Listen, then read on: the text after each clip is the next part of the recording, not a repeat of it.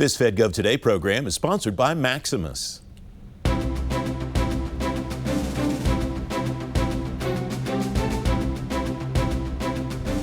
On this edition of Fed Gov Today with Francis Rose, $100 billion for agencies to save. The outputs to outcomes shift goes into overdrive, and a zero trust milestone some people said would never come. Welcome to Fed Gov Today with Francis Rose. Federal agencies are sitting on $100 billion in savings. The Government Accountability Office says the savings could come from cutting duplication, fragmentation, and overlap. Jessica Lucas-Judy is Director of Strategic Issues at GAO. Jessica, welcome back. Thanks for joining me. First, what's the difference among those terms, duplication, fragmentation, and overlap? Well, fragmentation is where you have multiple agencies or different offices within an agency all working towards a goal, and maybe they're covering different parts of it. Overlap is very much what it sounds like, where they're doing similar services or serving similar populations. And then duplication is the easiest one to understand, providing the same services to the same population. Now, just because there's fragmentation or overlap or duplication, that by itself doesn't necessarily mean there's a problem. What we're looking for at GAO is where it's causing inefficiency, confusion, where it's not clear who's doing what, and we make recommendations to try to address those things. You do this work annually. You collect all of this work that you've done over the course of the year and produce it in one form. This is the 15th time that you've done it. What are the trends that you've seen historically, and what are the trends or commonalities among the things that are included in this year's work? Well, as you said, we've been doing these since 2011, and in that time we've made more than 2,000 recommendations to Congress and to executive branch agencies. And I'm pleased to say that agencies and Congress have been able to address, or at least partially address, a little more than 3/4 of those recommendations. And some of the things that we continue to see, again, is sort of the misunderstanding or lack of clarity around who's accountable for a particular program or service, being clear on involving stakeholders and making sure that they're getting the appropriate input, monitoring for outcomes. So, figuring out who's doing what is it you're trying to achieve, how are you doing, how are you going to measure it, how are you going to know when you got there. And so one of the things that we highlighted in this report, as well as in our report recently on the high risk list, is the need for agencies to implement collaboration practices that we identified. What are some of the mechanisms that you've seen agencies put in place that have led to success, or maybe things that are happening government-wide, vehicles that are coming from the Office of Management and Budget or other places? Having good coordination. Sometimes that might be an actual coordinating body, making sure that they have good communication, having similar shared understanding of terminology. We have several examples of that in this year's report. One on training, where you have two different agencies that are delivering two different kinds of training, and then when they try to get together to actually deliver the service, they're not communicating effectively. They don't understand what it is that they're trying to do. And so that's one place. And having sometimes a strategic plan, again, laying it all out. Sometimes agencies tell us that they're coordinating informally, but they're not really necessarily, it's not documented anywhere. And so, if one person leaves, you don't have that kind of continuity. We had several recommendations in this year's report around making sure that they're doing after-action evaluation. And so with the federal MPOX response, for example, we saw some of the same problems with communication, lack of communication, and not understanding, the roles and responsibilities that we had seen in earlier disaster and public health emergencies. And so we recommended that they make sure that they're doing lessons learned across all the different components of Health and Human Services and the other agencies that they're working with to deliver a better response. And that kind of anticipates what I wanted to ask next, and that is how often, I guess, do you see agencies or one agency falling into the same issue that another agency had in a similar area? Is that something that you see on an ongoing basis across government? I would say so. I mean, a lot of the problems that agencies are trying to address are very big, and they do require multiple agencies, whether it's the disaster response is a good example of that, where you have the housing and urban development that's in there. You have obviously the health response, transportation, and others that all need to come together to address the problem. But again, if they're not really all on the same page, then they're not able to deliver the services effectively. Some of the other recommendations that we have in here don't fall into that duplication, overlap, and fragmentation bucket. They're pure cost savings, places where agencies could do things more efficiently or better collect revenue, and so that's where a lot of the savings come from. One of the ones that's been in here for a number of years is on Medicare. We've recommended that Congress allow or direct Health and Human Services to equalize the payments for Medicare, whether the services are provided in a hospital outpatient facility or in a doctor's office. It's the same service. It might even be delivered by the same doctor, but the payment for it is different.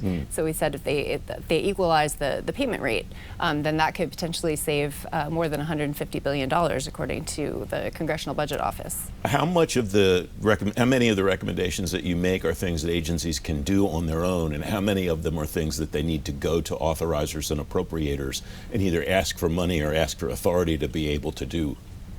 Most of the recommendations in the report are things that are within the agency's control. We make the recommendations directly to those agencies. Occasionally, we'll make a recommendation that they work with Congress and come up with a legislative proposal, but most of them are things that are in the agency's control. We do have a number of recommendations in the report, such as the one that I just mentioned, that are directed to Congress. It's a smaller number overall, but those tend to be a lot of the ones that have the big savings. What are the ones that you've seen over time that have gotten better? And what are some of the ones that you've seen over time that don't seem to be getting anywhere? That is hard to say. I mean, I think all of the agencies that we've looked at have made some progress. Obviously, DOD has the largest number of recommendations, in part because that's where a lot of the money is, a lot of the spending, and they have, lots of different opportunities to get together and better collaborate and coordinate.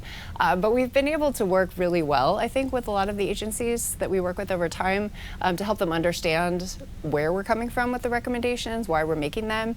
And we've seen a lot of progress. And as I said, more than 3/4 of the recommendations have been implemented. And on a tactical level, how do you track them year after year after year when you're following the same things, but also adding new things in that either Congress is asking you to look at, or I imagine there are things that you discover in the process of doing other work where you say we should probably keep track of that also? Yeah, we do meet with agencies on a regular basis. We're required to update our recommendations at least once a year, but we tend to do it more often. So we'll follow up, we'll ask what progress that they've made. Of course, we're GAO, we look for documentation, we want corroboration, we want evidence that they've actually fully implemented the recommendation and not just said, oh yes, we plan to do that. So that's one of the ways we do it. We also, the Comptroller General sends letters to the heads of each agency each year, highlighting recommendations that he thinks are a specific priority or high priority for the head of the agency's personal attention. So we're in the process of putting those out right now.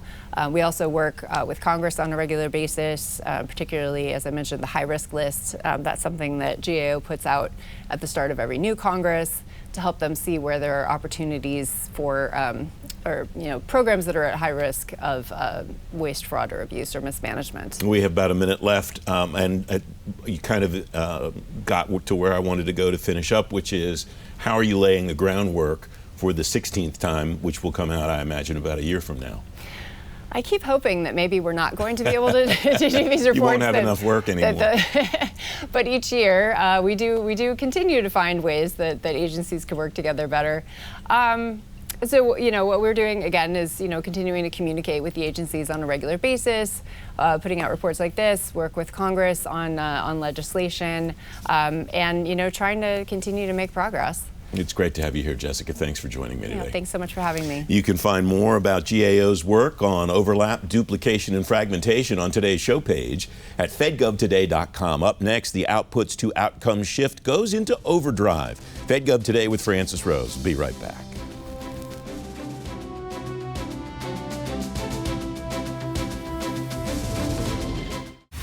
Innovation doesn't wait, and neither do we. At Maximus, we solve problems. Streamlining operations, delivering solutions at speed and scale that drive measurable results. From strategy to execution, we simplify complexity, building trust through expertise and innovative technology. Every service, every time. Efficient government delivered. We don't follow innovation. We drive it. Maximus. Artificial intelligence and automation are transforming how government agencies deliver on their missions, from streamlining operations to enhancing national security. Learn how leaders from DARPA, the Department of Transportation, and Microsoft are putting AI to work responsibly and at scale. Watch AI and Automation in Depth, sponsored by Microsoft, Tuesday, June 3rd at 8:30 p.m. on WJLA 24/7 News or live at fedgovtoday.com/in-depth. Welcome back. The Foundations for Evidence-Based Policymaking Act of 2018 directs agencies to use data to make decisions. Agency leaders say that's changing the focus of their measurements from outputs to outcomes. Gabrielle Rivera is Vice President for Federal Financial Agencies and Regulatory Commissions at Maximus. Gabrielle, welcome. It's great to see you. How is that shift to outcomes as opposed to outputs changing the way that agencies think about the tools that they need and the way that they use those tools to deliver on mission? Thank you very much for having me today. I think that the shift from outputs to outcomes is also formulating in the way that we are revising contracts. So as an example, when we're looking at reverse engineering, what are the business objectives? What are the technical objectives? What are they looking to achieve from those? And then reverse engineering that into the actual contract structures. When we talk about data, one of the other things that we're seeing also is that move into leading indicators versus lagging indicators. So what you're looking for from the data, we have a lot of data. What are we doing with the data? And how are we making a preemptive move into looking at those outcomes? Additionally, we're also seeing outcome-based contracts. So as an example, you have to incentivize folks to make the right move. And so for us, as we're clearly defining what those outcomes are, that is also incentivizing industry to produce that, and to produce that within the time frame that was originally stipulated. We're seeing a lot of the modernization that continues to take some time, which is why we're seeing some of this precipice and some of this change in government. And so as we're looking to quantify some of these timeframes, we're also looking to quantify the outputs and make sure that we're providing the right incentives to both industry to produce government outcomes. Are the agencies getting better at asking for outputs or at outcomes as opposed to outputs? It used to be, it was easy, I guess, to say you have to be able to answer this many calls on the line or whatever, but delivering the quality of those, I imagine, is harder to quantify. Absolutely. I think that we're actually seeing that shift into market research. As an example, now that we're seeing these federal priorities change into creating, efficiencies and generating those specific outcomes, we're also seeing some of the questions that they're asking directly to industry change. As an example, proof of values, proof of concepts, things of this nature, more of a show me, not just tell me. And so I think that we're seeing a move in that direction. We've had outcome-based contracts, in our market for quite some time. So it's not that this is necessarily a new concept. However, most of those, you mentioned a contact center, it's a lot easier to quantify something like a contact center or a service desk and some of those metrics around the outputs. It's a lot more challenging to quantify, I'm migrating off of a mainframe into a hybridized or a cloud environment. What is that specific output versus outcome, and also how am I incentivizing that? I guess kind of a permutation of the last question then is, are agencies getting better at knowing what the outcomes are that they need to be able to ask for them in the way that I described? I think with the centralization towards GSA as an example, and the more that we're seeing agencies come together, I think that there's a lot more information sharing than there used to be. And so as an example, learning from other agencies that have had those successful program outcomes, that have been able to make some of those transformational shifts or true modernization, I think that that's where we're seeing some of that progress come into play. And again, the discussions around those is one thing, but again, seeing those actually come to fruition in contracts and having those successfully executed, that's going to take years. Have you seen stumbling blocks in this approach? Have you seen unintended consequences that agencies didn't anticipate? Absolutely. I think that a lot of that is around monetary incentivization and disincentivization within the contract structures. I think it's important, especially for some of these longer contracts, over 5 years, when you're talking 7, 10 years, technology changes a lot, and also service levels can change. We are seeing things, the pandemic is a great example where we had to make a momentous shift, and yet we're not building enough flexibility into the actual contract structures. When there is a significant incentivization or disincentivization in particular, when you are hitting into that contract, it makes it a lot more challenging to be able to retain some of the talent and those folks, and also, deliver some of the innovations that we're really seeing agencies look for. Now more than ever, we're seeing continued budget cuts. We are seeing, do more with less, and I think that we have to make the right incentives around that. Gabrielle, it's great to have you here. Thanks for joining me today. Thank you so much. You can read more about data for decision making on today's show page at fedgovtoday.com. Up next, a zero trust milestone some people said would never come. Fed Gov Today with Francis Rose continues in a moment.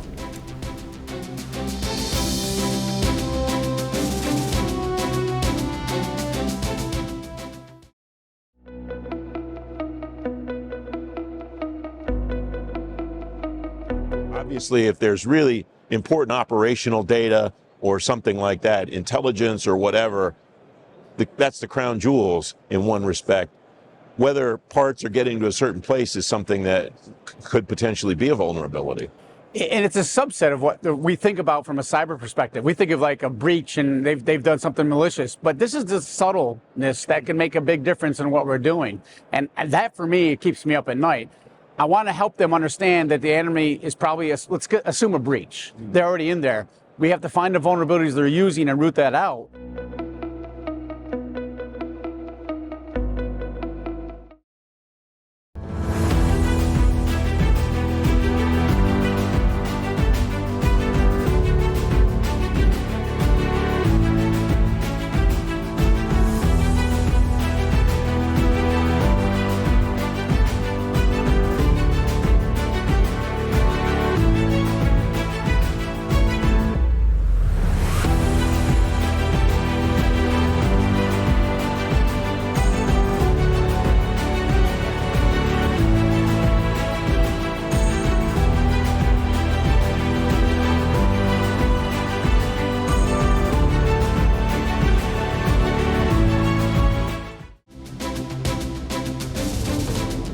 Welcome back. Defense Department organizations can choose from among 3 solutions now for zero trust implementations, and more will be available by the end of the year.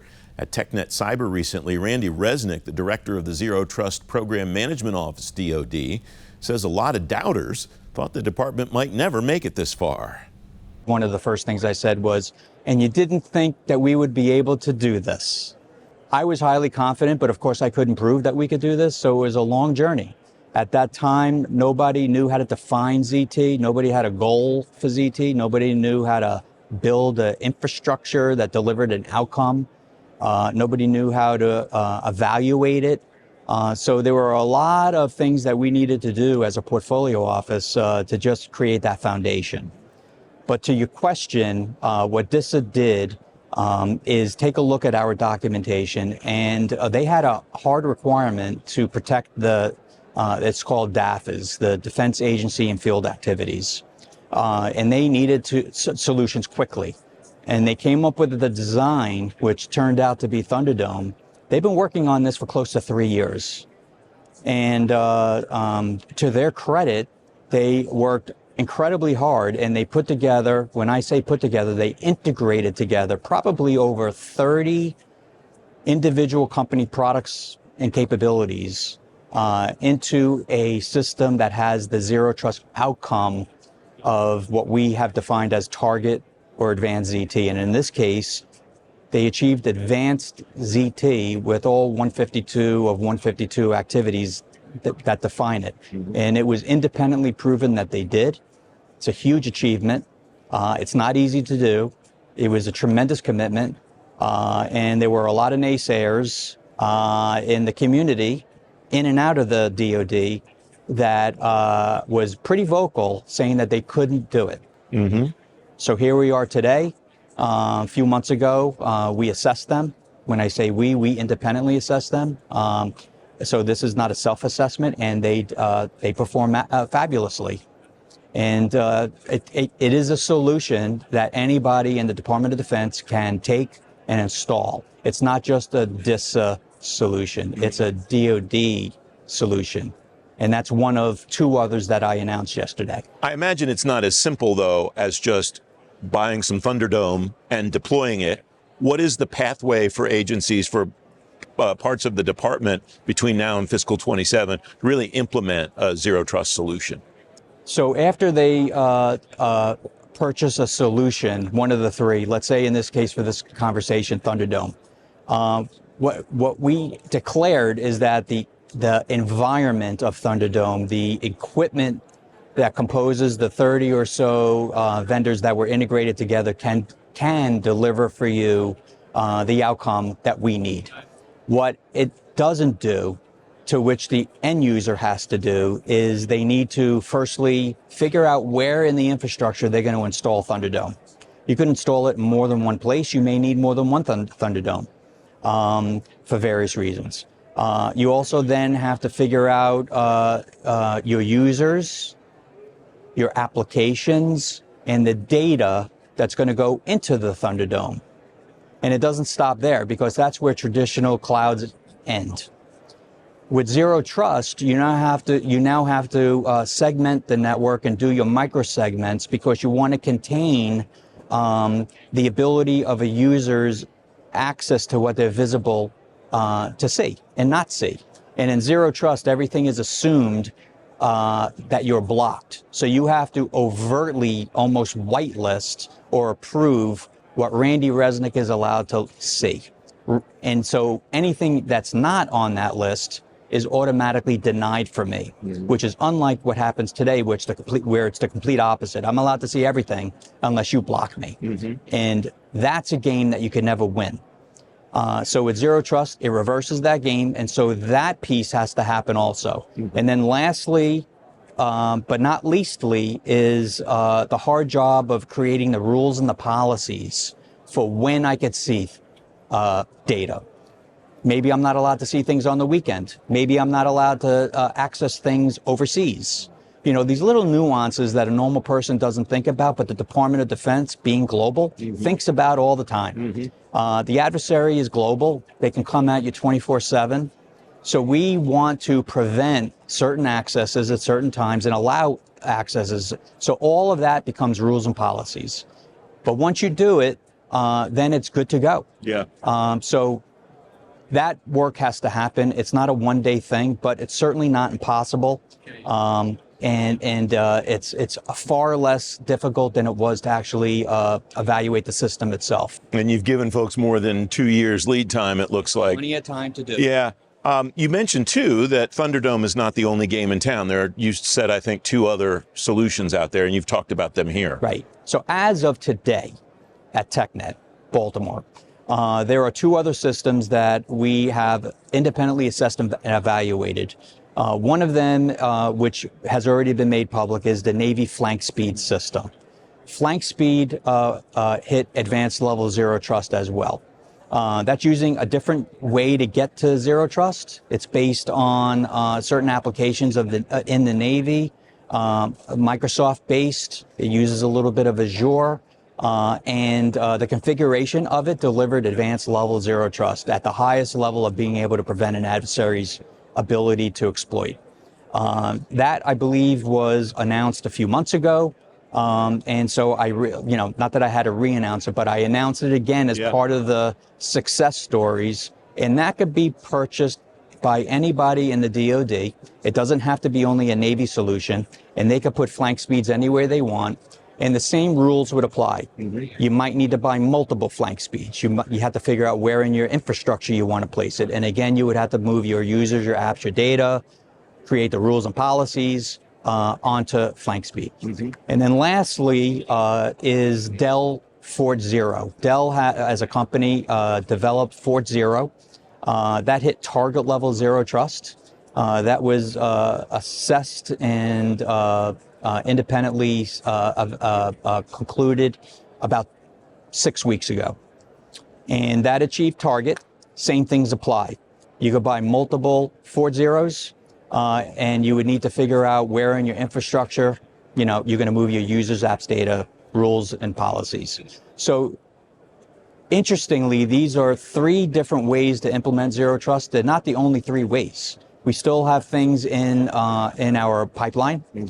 We are doing these independent assessments between now and the remainder of fiscal 25, which is through September 30th, something on the order of 10 more.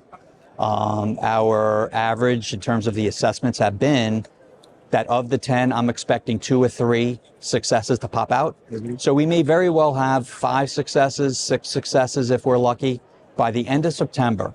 And that was the whole point of the portfolio office, what we wanted to do. We wanted to accelerate the adoption of Zero Trust so that the department could procure strong solutions that reduce significantly the risk of the department in having to integrate themselves, which we know has failed in the past. That's what the department has been doing in the past with cybersecurity products and solutions, is they do the integration, and we're not good at integrating. So now we have an integrated product that's essentially almost a turnkey solution. It significantly lowers the risk of not achieving target ZT in time, and instead it makes it much easier to onboard into this environment than it would be if they were starting from scratch. You can read more about the new Zero Trust solutions for DoD on today's show page at fedgovtoday.com. FedGov Today continues in a moment.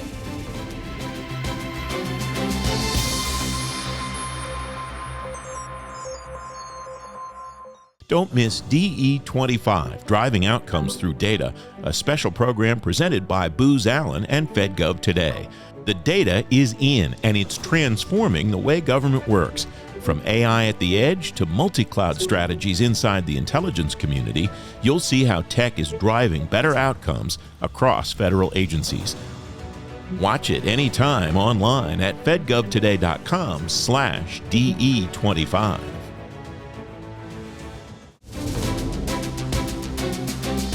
Welcome back. In today's event spotlight, this coming Friday, June 6th, is ACT IAC's Health Innovation Summit.